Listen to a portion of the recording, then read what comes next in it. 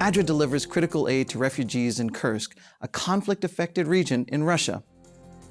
Refugees in Kursk are facing a dire situation after being forced to flee their homes due to ongoing conflict in the border areas.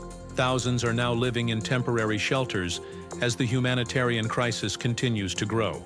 Government aid is helping, but it's not enough to meet the overwhelming needs. Several charitable organizations have stepped in, with the Adventist Development and Relief Agency, ADRA, playing a crucial role.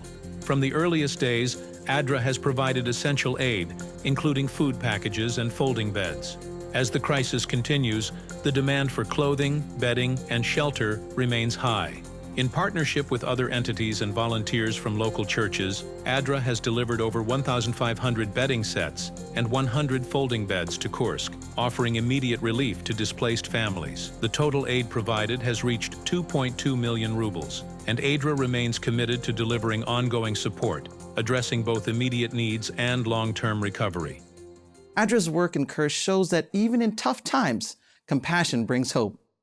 With volunteers and partners, lives are being changed, proving that every act of kindness matters.